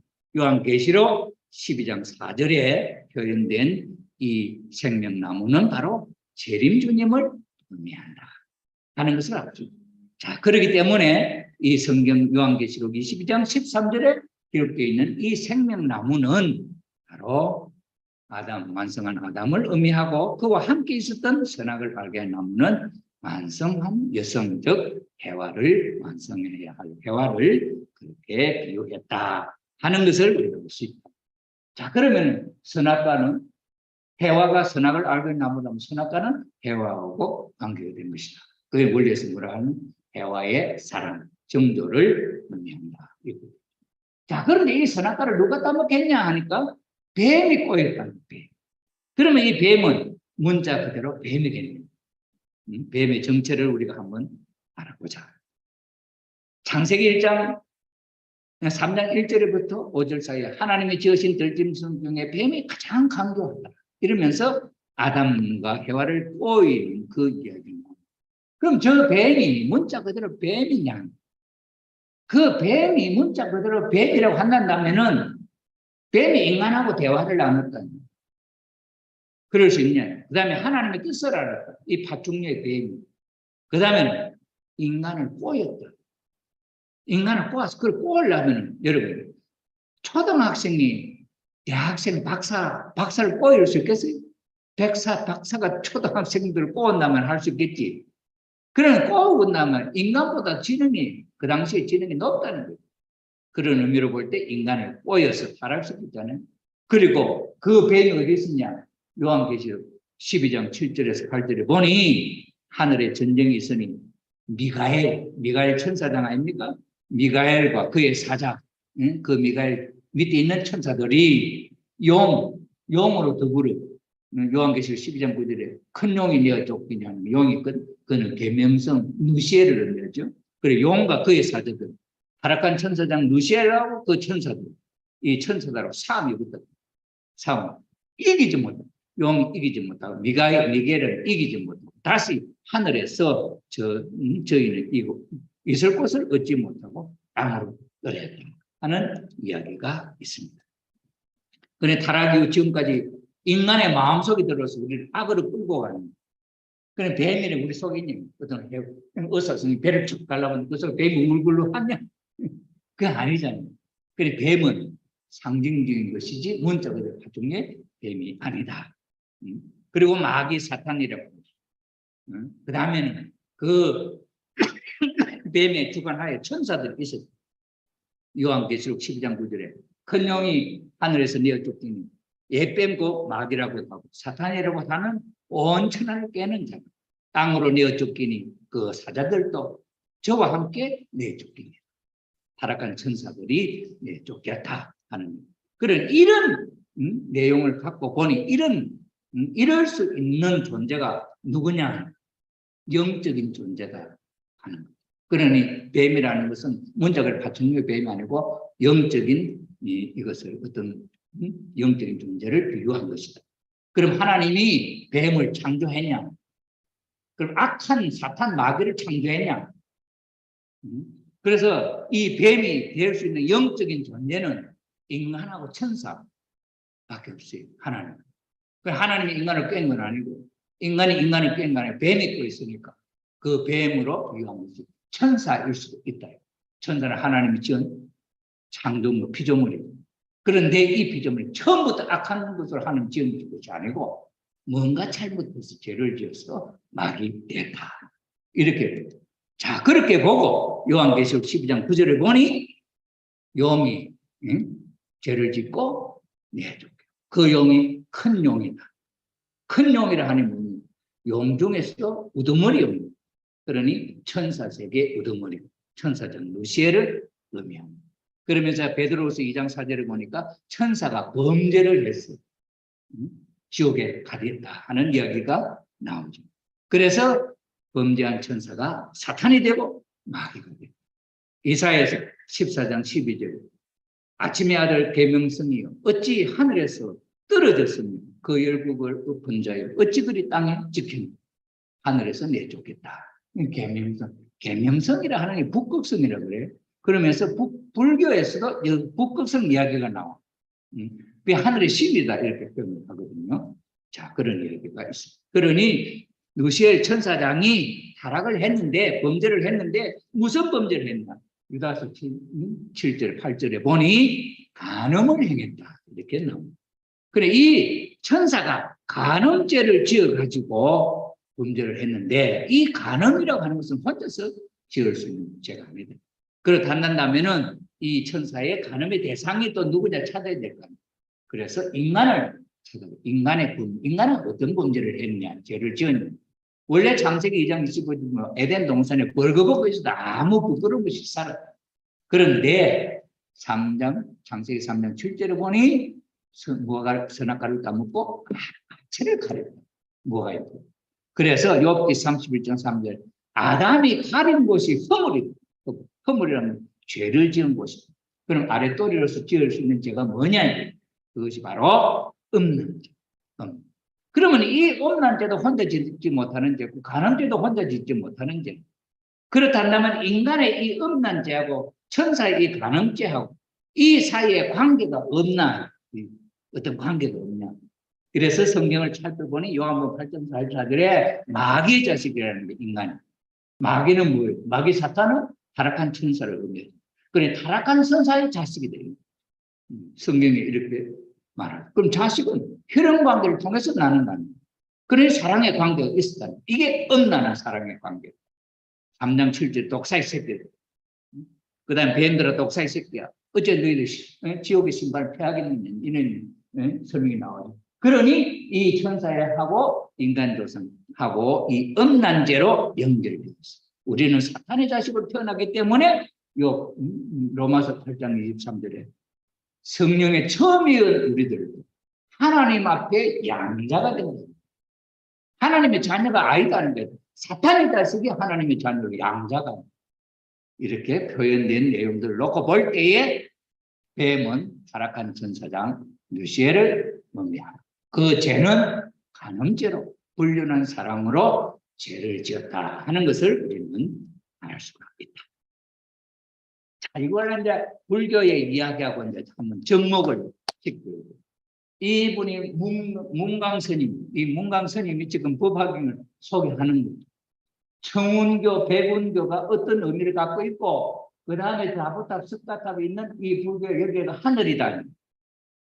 그래서 그 불경에 나타나는 땅에서 영치산에서 설명했는데 이거 못 알아듣더니 하늘로 갔다. 그 하늘에서 설법을 한다 하는 것을 나타납니다. 그러니 이 지상에서 청운교, 저기 풀을 청자 구름이 있는 거기로 올라가는 다리야. 또 위에 흰 구름이 또 있는 구름이 있는 또 다리를 거쳐서 올라가는 게 사다리를 타고 올라가서 거기에 있는 곳이 어디냐? 그게 공중이다. 그것이 불국사가 있는 그 절이 그 안에 중심에 석가탑하고 다보탑이 있다. 그 법화경의 핵심 사상이 인불이다. 사람의 부처다. 이렇다 한다면은 이거는 이제 원리를 아는 내가 볼 때 석가탑은 남자, 석가모는 남자는. 그럼 다보탑은 뭐냐? 이거는 여자다. 여자다. 그래서 남자 여자를 상징하는 두 남자 여자를 상징하는 탑이 석가탑 다보탑이다 하는 것을 의미한다. 그러면서 그 사상이 불교 부처님은 사람은 부처다. 원리에서는 뭐라고 하는? 사람이 하나님이다. 인내천도 있고 동양사상에.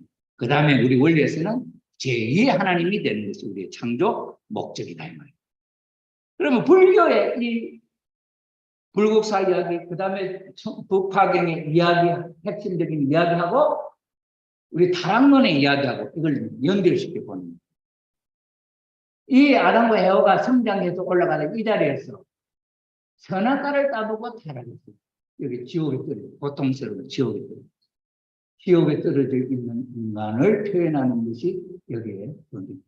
그리고 여기에 총공적, 배운적, 요 밑에 원래 여기서 살아서야 인간이 떨어져서 지상에 살고 있는 중생들이. 그래서 이렇게 떨어지게 될 때의 사연이 뭐냐? 불교에서는 무명행위다. 무식한 행동이다. 그게 무슨 무식한 행동이었느냐? 그것이 이루어지게 되는 과정을 쓰니 생각이 먼저 있었다. 그 생각 위에서 행동으로 나타나서 고통스러운 삶이 되었다. 그럼 무명행은 뭐냐? 몰라. 그런데 행동은 뭐냐? 가래, 사랑의 행동.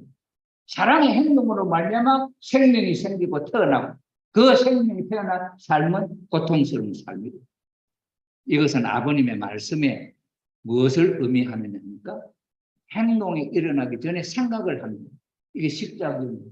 그 생각이 행동으로 움직이는 생각이 먼저 하고 그 다음에 행동으로 움직이는 그 과정을 설명하는 거하고 똑같다. 자, 그래서 이 불교의 그 12연계하고 우리 타락론하고 연결시켜서 보니 여기서 타락할 때 이제는 무명행위야. 어리석은 행동, 선악과를 따먹지 말라 했는데 천사의 깽기 빠져서 실수를 했다. 그래서 타락해서 어디 떨어지냐? 여기 떨어지지. 지옥에. 여기는 무원리권이고 그 다음에 성과 악이 함께 있는 것이고 그래서 이거는 무자성이에요. 불교에서 무자성. 우리 인간은 타락한 인간은 가치가 없는 인간. 자, 여기에 있는 인간을 선악을 분리해서 중도에 의해서 새로운 제3의 원리를 초월해서 공의 실체가 됩니다. 그럼 공이라고 하는 건 뭐냐?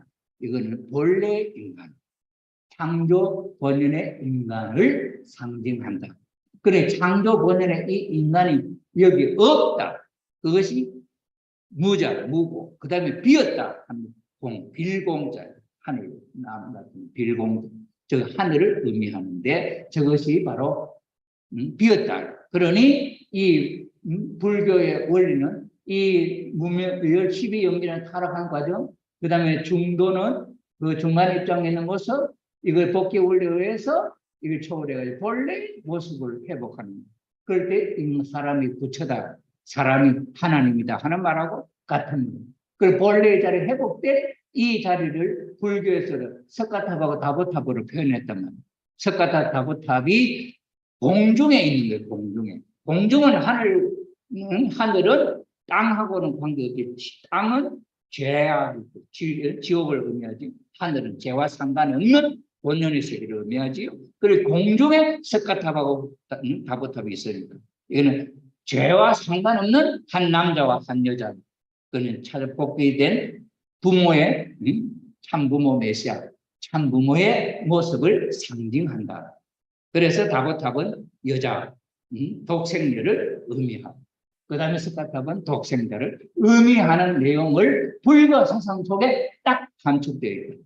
그러니 불국사 속에 타락론, 중도, 복귀 원리, 그 다음에는 보험사정에서 기독론이 저 속에 담겨져 있다. 그래서 사람이 부처다 하는 그 이야기는 이 에덴 동산에 두 나무와 특별한 두 사람, 아담과 해와지 두 나무는 완성해야 할 이상 이것을 표현한 것이 불국사였다. 그래 타락론하고 우리 원리하고 이 불교의 가르침하고 비슷하자. 그 내용이 타락론으로 불교 사상 고찰해 보니 그 속에 타락론이 들어있고 원리가 거기에 들어있다 이거지. 그래서 이 달의 열애, 다보열애라고 하는 다보탑의 그 부처, 그 다보탑은 다보열애를 상징하는 거예요. 그 다보열애는 어떤 부처냐 하는 것이 소개됩니다. 이것을 놓고 말씀을 보니 이 말씀 속에 석가열애, 다보열애의 그 설명이 불교에서는 그 다보탑 속에 두 부처님이 있으니 거기 앉을 수 있는 탑 속에 공간이 있다. 이렇게 이 논문을 쓴 사람은 그렇게 보한 거예요. 그런데 나는 다보탑하고 다보탑 속에 석가열애 부처님하고 다보열애 부처님이 그 방 안에 두 분이 함께 나란히 앉아 계셨다 하는 이야기는 아담 해와를, 복귀된 아담 해와를 상징합니다. 왜? 석가모니가 이 다보탑 쑥 올라왔는데 이 상층에 문이 있는데 이 문고리를 잡고 아무리 열려도 다른 사람이 열 수가 없어요. 그런데 석가모니 부처님 가서 손가락 딱 해서 딱 여는 게 또 열리는 거야. 그래 열었는데 안에 보니까 다보열애 부처님이 딱 앉아 계시면서 자리를 반자리, 자기가 반 차지하고 그다음에 반자리를 딱 챙겨놔 놓고는 부처님 옆에 돌아 앉으십시오. 그래서 이 석가모니 부처님이 그 속에 들어가 나란히 앉으셔서 이 설법을 했다. 그 이야기. 그러니 이 내용을 놓고 볼 때 아버님의 말씀 속에 이런 말씀입니다. 사랑을 하게 되면 행복해지고 사랑에 취해서 느끼는 감정은 진짜 요지경이고 요지경이라 해서 빨리 경험해 보겠다고 달려든다면 그것은 큰일이 아닐 수가 없습니다. 그러니 사랑은 때가 되어서 완성했을 때 열어야 되고 그것을 해야 되는데 유치원생에서부터 이걸 가르치면 되냐 이건 큰일이 안 된다. 그 얘기. 그리고 사랑의 문은 때가 되어야 열리고 문이 열리는 때를 기다려 들어가야 합니다. 자신이 사랑의 주인이 되었다고 했을 때 당당하게 열어야 하는 것입니다. 그럼 이 이야기를 석가모니 부처님이 다보탑에 싹 올라왔는데 문이 있는데 그 문을 열는데 다른 사람 아무도 못 열어. 석가모니 부처님이 딱 열었어요. 석가모니 부처님이 열 때가 됐다. 그런 자극을 갖추어서 당당하게 그 문을 딱 여니까 열렸는데 그 속에 누가 있어요? 여자가 있는 거 아니야, 해와. 그래서 아담과 해와가 만나는 거예요. 그래, 그 다보탑 안에 두 사람이 나란히 있는 거예요. 여기 남자, 여자가 나란히 앉아있으면 지금 여기 부부니까 앉아있어 있는 거예요. 그래서 복귀된 아담 해와가 참 부모의 모습으로 다보탑 안에 석가모니 부처님하고 다보열애 부처님이 앉아있는 모습으로 상징을 하고 있다. 아무도 몰라 그게 무슨 뜻인지. 다보열애에 대한 부처님 불경에 저런 내용이 있는데 이 학자는 불교의 이 연구한 학자는 그것이 탑 속에 공간이 있다 요것밖에 못 봅니다. 그 석가모니 부처님하고 다보열애 부처님 왜 둘이가 똑같이 나란히 반자리를 차지하면서 앉았는지 그걸 생각 안 해본 거죠. 그래 나는 그 공간의 문제가 아니고 그 자리에 두 분이 나란히 앉은 모습은 이거는 원리 말씀 아버님의 말씀에 의해 보면은 이거는 의미가 있는 완성한 아담과 완성한 해와가 만난 자리를 표현한 것이다 하고 같더라고요. 우리 권조장님 그런 생각이 공명되지요. 이게 원리, 묘미예요. 원리. 그래서 이 불교에서 소개하는 그 내용을 놓고 볼 때 석가열애하고 다보열애는 참부모 메시아, 참부모 메시아와 관계가 있는 상징적인 내용물이라 그걸 어떻게 설명하느냐는 것은 이건 2500년 전에 석가모니 부처님이 하셨던 말씀이기 때문에 그 당시에는 참부모 모르잖아요. 그러니 오늘 이 시점에 통일 원리를 아는 사람이 부처님의 가르침을 보니 그것이 보인다. 그러나 불교 학자들은 아무도 못 보고 불교 스님들은 아무도 못 본 다보열애가 여성들이다. 그래서 두 분이 나란히 앉아서 법을 쓰라는 모습은 참부모 메시아가 참 사랑의 말씀을 전한 것이다. 그 말씀의 내용들은 있는 것을 담아야 되는데 이것이 불교에서는 없다. 그러니 불교의 가르침을 배우는 사람들은 참부모 메시아의 가르침 타락론을 배워야 우리가 스스로 인불, 부처님이 될 수 있다. 하나님의 자녀가 될 수 있다. 그 속에는 죄의 뿌리, 뱀의 정체, 선악과, 타락의 동교, 경로, 인간 타락의 결과, 타락성 본성, 타락성 행위를 간섭지 않으신 이유 사탄은 누구냐? 아까 뱀의 정체, 제의 뿌리에 대해서는 조금 소개해 드렸으니까 그 다음에 저런 내용은 아직도 불교에서는 찾아볼 수 없더라. 그렇기 때문에 하늘 부모님 성회에 문이 열려 있으니 이 세상에는 모든 종교는 원래 부석가모니는 500년 뒤에 오시는 예수님과 조우가 되어야 되는데 예수님이 십자가에 돌아가심으로 말미암아 이것이 2000년이 연장되어서 오늘 이 시대에 참부모님이 계림주 메시아로 오셔서 참부모님의 가르침과 연결될 수 있는 지점에 왔어요. 그러나 불교의 가르침은 기독교의 내용과 전혀 다른 것이 아닙니다. 아까 문강 교수도 했듯이 성경에 있는 이야기나 환경에 있는 이야기가 똑같다 하는 그 가르침 속에 이러한 원리가 담겨져 있다 하는 사실을 발견했습니다. 오늘 저녁에 이렇게 우리 식구님들 앞에 타락론으로서 불교의 사상 이 내용 속에 스며 있는 것을 우리는 발견하게 되었다 하는 것으로서 오늘 저녁 강의를 마치려고 합니다. 감사합니다. 네, 제가 기도하겠습니다. 사랑하는 하늘 부모님, 존귀하신 천지인 참 부모님, 오늘 저녁 둘째 날 타락론을 중심 삼고 불교 사상을 고찰해보는 귀한 시간으로 하늘 부모님의 가르침이 온 인류를 하늘 자녀로 구원하고 중생시키기 위한 섭리가 처음부터 있었다고 하는 사실을 우리는 알 수 있습니다. 노아 홍수 심판에 있어서도 모든 인류를 하나님의 자녀로 만들고 싶고 그러나 함의 실수로 말미암아 타락한 인류를 방임할 수밖에 없는 하나님의 사정을 우리는 알고 있습니다.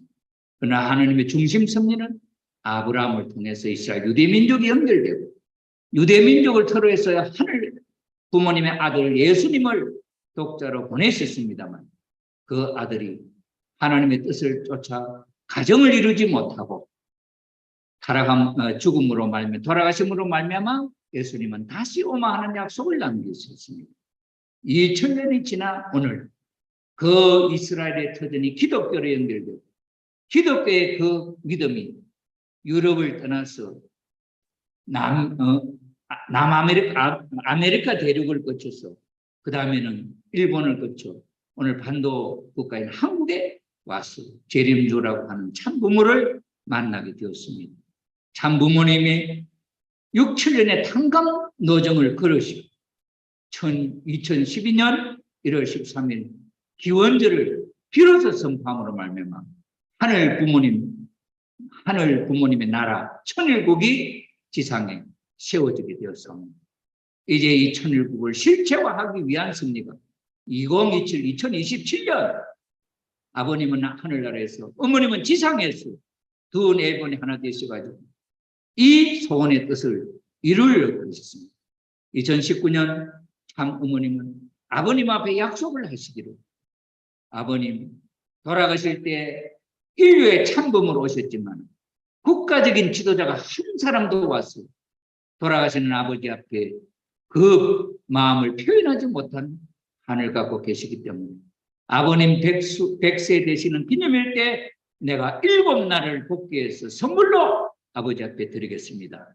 약속했던 그 약속을 어머님 홀로 이루시고 7개 나라가 아니라 9개 나라만이 아니라 아프리카 대륙을 복귀하여 아버님 앞에 기쁨의 선물로 드리게 된 것을 우리는 압니다. 그래야 어머님은 그 터전 위에 2027년에 신통일 한국을 실체 천일국으로 남북이 통일되어 가지고 하늘 부모님을 모시는 나라를 이 땅에 실체화하겠다고 마음을 정하시고 그 일을 함께 이루자고 아버님 저희들에게 독촉하고 계십니다.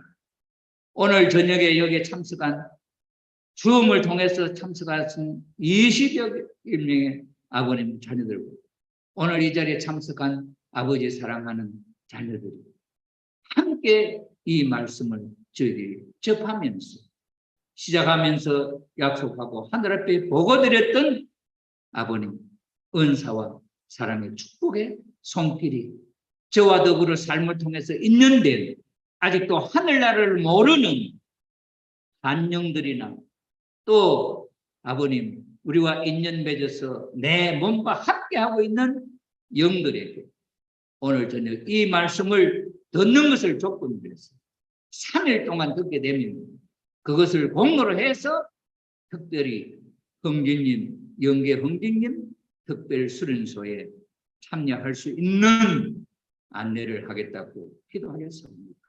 하늘 부모님, 오늘 이 한 시간 저희들과 함께하는 이러한 영들을 특별히 기억하여 주셔서 내일 또 하루 참여하면 그것이 조건이 되어가지고 천사를 통해서 그들을 인도하여 흥진님 수련소로 이끌 수 있는 은혜의 손길을 허락하여 주시옵소서.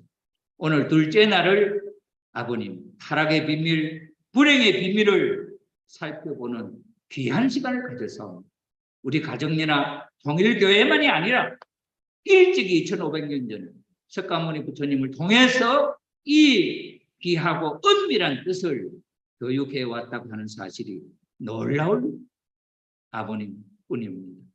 오늘 우리는 이러한 아버님 뜻을 생각하면서 우리의 마음이 더 넓어지고 더 깊어지고 하늘 부모님의 심정을 공명하면서 천일국 백성으로서 우리 마음속에 참 부모님을 오직 참 부모님, 독생자 독생녀 참 부모님 하늘에서 오셔서 참 부모가 되신 우리 참 부모님, 죄와는 상관없는 독생자 독생녀로 오셔서 성원식을 통하여 참 부모가 되신 우리 참 부모님, 그 영광의 자리에 계시지 않으시고 지옥으로 내려오셔서 마치 지장보살이 지옥에 있는 한 영이라도 다 구원해서 열반에 들겠다고 했던 그 약속이 있는 것처럼 우리 참 부모님이 이 지옥에 내려오셔서 못난 저희들을 구원해 하늘나라로 인도하시려고 몸부림치시며 한평생을 살아오셔서 사탄에게 빼앗겨버렸던 모든 것을 하나하나 복귀하여 선포식을 통하여 천일국을 개국해 주사옵니다. 이미 역사가 10년이 되었사옵니다. 그 터전 위에 천일국을 이 땅 위에 명실공히 세우고 싶어 하시는 참 어머님의 소원을 이루어드릴 수 있는 아버지의 효자 교녀들이 될 수 있도록 저희들의 마음을 갈고 닦아 주시옵소서. 어제는 14명의 자녀들이 참여했습니다만 오늘 이 아버님 대면으로 21가정이 참여해서 원리적인 21수가 또한 귀한 수요. 이 성리전 터전 위에 하늘 부모님의 크신 축복이 서두로 열매 맺어지게 하여 주셔서 이것이 신령 역사로 그들이 절대 선영이 되어가지고 이 동부상 대회를 중심 삼고 천일국을 실체화시키는 데 있어서 오늘 저녁에 참여한 이 자녀들을 중심 삼고 살아있는 신령 역사가 이 자리에서부터 이루어지게 여기서부터 꽃피워지게 모두가 놀라서 어떻게 저런 일이 일어날 수 있느냐고 감탄할 수 있는 일이 이 동부산 교회 재단에서부터 이루어지게 하여 주시옵소서. 아직도 잠들어 있는 형제들을 깨워서 현명가정에 아버님 깨어나게 하여 주시고 이심전심으로 그들의 마음속을 움직여 축복받은 조상님들이 특별히 후손들을 움직여서 이러한 은혜 자리에 동참할 수 있도록 역사하여 주시옵기를 바라옵고합니다. 특별히 축복받은 430대 조상까지 초청할 수 있사옵니다. 오늘 이 자리에 초청받지 못한 축복 조상님들이 있다고 한다면 교정원을 중심 삼고 모시게 되어서 이 소식을 들으시고 후손 중에 조상을 축복한 그 축복의 조상들은 총동네수 그 후손의 마음을 감동시키고 이끌어 인도하여 아버지의 소원이 이루어지게 하여 주시옵소서. 2027년 기필코 신통일왕국이 이루어질 수 있도록 역사하여 주시옵소서.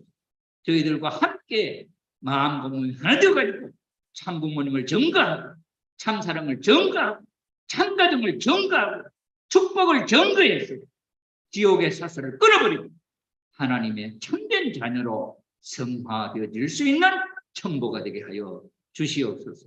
오늘 둘째 날을 주관해 주시고 함께 해주신 하늘 부모님 앞에 다시 한번 감사를 드리며 축복 중심가정 조영식으로 간절히 보고드리며 축원하여 사옵나이다. 아주 감사합니다. 네, 천상래 권사님, 엄기분 권사님, 임억윤 장로님, 박태령 권사님, 박영대 권사님, 노태민 장로님, 은말순 사모님, 식가다 권사님, 사사키 권사님, 예, 네, 목사님 장로님, 수고하셨습니다. 예, 야수의 권사님, 마츠나가 권사님, 다무라 권사님, 유민지 집사님, 예, 엔도요거 권사님, 오늘 네, 감사합니다. 수고하셨습니다. 예, 조직회장님 네 분이 수고하셨습니다. 수고했네요. 수고하셨습니다. 예, 수고하셨습니다. 수고하셨습니다. 늦은 시간까지 감사합니다. 오늘 이날 승리한 것을 감사드립니다. 내일 3일 또 승리할 날을 기대합니다. 우리 식구님들 집에서 비대면으로 들으시지만은 기도하시고 조상님들이 총동원되게 하시고 또 우리 생활 가운데 내가 생활하던 가운데 내하고 연결된 영들을 이 자리에 집에서라도 이 강의를 들으면서 사흘을 들은 조건으로 흥진님 수련소로 보내는 회원식을 합니다. 기억하시고 기도하십니다. 조상님들 총동원 시키시고 2027 승리를 성공적으로 마무리 지을 수 있는 그런 기적의 역사가 우리 동부상교에서 일어나기를 바라면서 함께 정성 모아 주시기를 부탁드립니다. 감사합니다. 오늘 이 줌 영상을 이제 문을 닫겠습니다. 수고하셨습니다. 네, 우리 식구님들 다 일어서셔서 마지막 선진 참부모님께 경배 올리겠습니다. 선진 참부모님께 경배 바로 예, 수고하셨습니다. 감사합니다. 수고하셨습니다, 목사님.